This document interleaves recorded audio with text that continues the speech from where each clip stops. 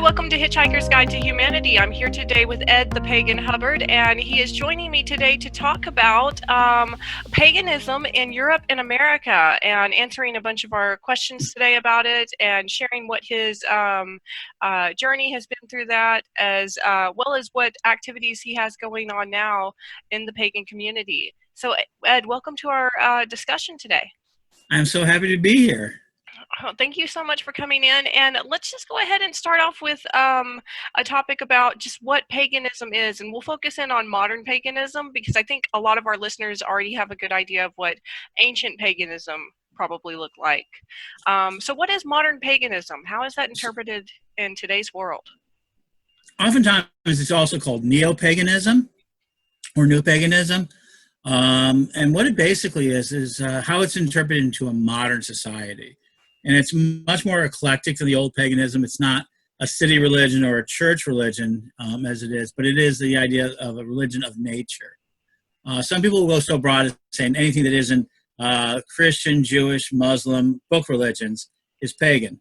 But in the Parliament of World Religions of 1999, it was decided that pagans would take on a much more and closer term, which meant those practicing ancient religions. After the last Parliament of World Religions, paganism had gotten tighter versus neo-paganism, which is interpreting the gods for yourself, but paganism being the indigenous religions of Europe and the Near Middle East. By the Vice Chairman Arthur of the Parliament, he was able to kind of get that idea.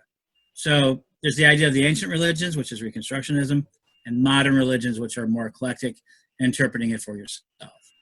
Interesting. So then let's talk about how you got started in paganism. What drew your interest? What was your spiritual life before that, and then coming into it? So I was raised in a dual religion of Christian Dominionist, Fairfield Baptist Church. Reverend Ray Bakke would go on to be a famous evangelist. Taught me that, and every Halloween he would do a story about witches and all the ways they were taking over the world. And that got me so interested in that 14, 15 years old, I began to explore it. It'd be many years before I became it. I would live my life, and I would always have an interest, do tarot card readings. And I ended up deciding that instead of being the enemy, I disliked Armageddon. Understand, I'm not a believer in Armageddon. I think Armageddon and of Revelations and all that are a terrible, terrible viral illusion we've got that causes so many problems. And then I saw paganism, and particularly Wicca, as a living religion that said, oh, we can last forever. I mean, there's no reason for us not to. And that really drew me into it. And I became involved with, first, Gardnerian. I'm Gardnerian high priest. I don't talk about that often because you're not supposed to. And I'm also joined the Correllian tradition very early on and helped grow that tradition. Awesome. So talk a little more about the Correllian tradition, because that's also how I've met you, both in person one time during illustration, as well as through working with Witch School. Witch School actually got me my first real solid education in paganism. So having more of an interesting communication background, when I joined the Correllian tradition, it was a small family religion, more than 100 years old. Marginalized people who practice Cherokee, Scottish, sort of those sorts of magics, and also kind of that formalized magic, long before it became known. And then in 1979, they're also spiritualists. They moved out of the spiritualist church more into the Wiccan church because spiritualism decided it was going to be Christian first. People don't realize that before 1979, the idea of Christianity and spiritualism were not synonymous. Now you see a lot more Christians than not. But so they left that, they became Wiccan. And as it is, it's an ancestral family religion that believes in the dedication of the ancestors. We do practice religion with the gods, but that's an individual choice.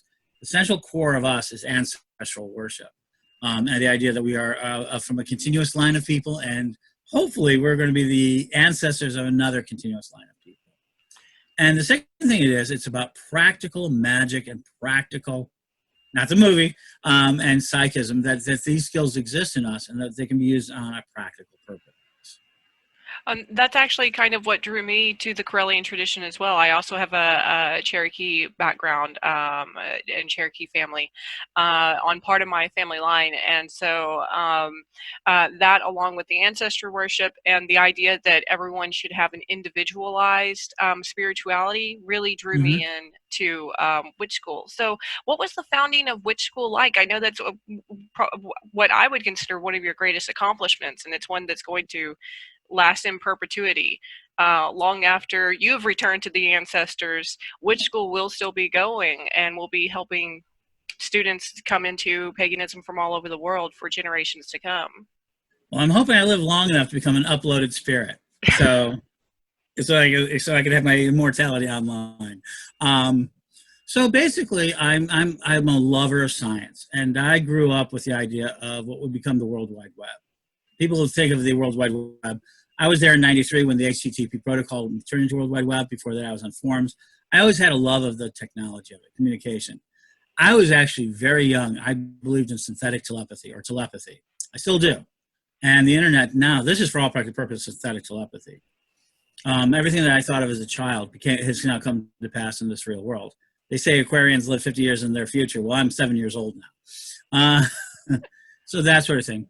We started the Daily Spell. We started getting online. We were doing online so my beginning was, I was one of the first people to do actual radio, terrestrial radio as a psychic and a pagan. I bought my radio time. I didn't go through the censors, I bought it. In order to have free press, you have to own the press. Don't let anyone tell you the other way. And then basically we started online lists, and then I started something called the Daily Spell in '98, which put out lessons and other information.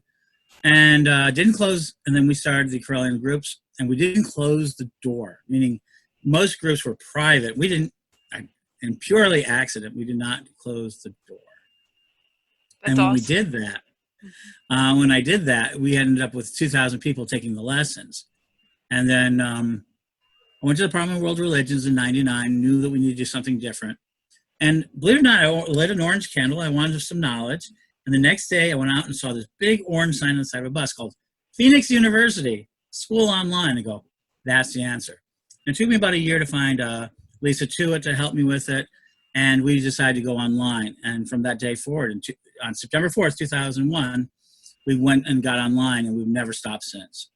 I think that's amazing. This and what's happening is a kind of a side effect of this pandemic right now is that Mm-hmm. people are really starting to consider online learning as a viable means to make it through this pandemic, and not just make it through it, but also start becoming the new norm so that we can avoid future plagues and future outbreaks. I was just watching on the news from yesterday's news this morning about SNHU and their goal to become a university that's based online so that they can cut their tuition down to $10,000 a year instead of $25,000 a year, which is a huge savings for students. And if we can make sure that this technology is available to them and that people have equal access to technology, it opens up the world not just for secular education, but also spiritual education as well. The future may be that you will be able to reach people that before had no access to internet. What are your thoughts about the excitement going forward? What possibilities do you see going forward with paganism and witch school? Well, one thing, we've been very predictive. I mean, witch school isn't a new online thing. We were one of the very first. I mean, as soon as I saw Phoenix University. And so we've also dealt with a lot of people who are used to long distance learning, either through radio or television, such in Australia, Alaska. People don't, think of us as, being English based, but actually our site translates to 100 different languages. We've always gotten to that global aspect. So we've had to be a lot more respectful of that. We have members all over the world. And so this year, they always say that when crisis comes, you raise to your higher self. I think that's an untrue statement. And I think you rise only to the highest level you're prepared. And we were much more prepared. So we started CEM broadcasting, which has helped festivals go online. We've helped save some festivals. And right now I'm scrambling to put on a Halloween psychic fair because every psychic fair in the country has been canceled. How do we grade this? So for me, it's always been on that. I am a big believer of an idea called digital paganism. and that we're at the dawn to our ancestors. The fire's been lit. Can you imagine what it was like for those first people? Well, now, spirits. So Alexa, Siri, let's go ahead with the online speakers. This is one of my biggest things. What are they but cyber spirits that answer to our call, utilizing wizard code to get them programmed? What are AIs but the next manifestation of a spirit? Cyberspace is psychic space, and we should be really, paganism not only should be into it, we should be commanding it. And it's not much different in the way we talk about how we talk about spells and summonings, isn't much different how we then construct AIs and expert services and all that. So astral projection is nothing more than VR on steroids. The Akashic Records, this is the Akashic Records. So everything that you see in sort of the cyberspace is also a duplication of what we believe in spirit space. Yeah, I think that's fascinating. So in our next segment, when we come back, we'll talk more about those online rituals and those online festivals that you've had and that you're preparing. And I have a lot more questions for you about that idea that internet space or online space is magical space. I find that fascinating. So thank you for joining me today, Ed, and I will see you in our next segment.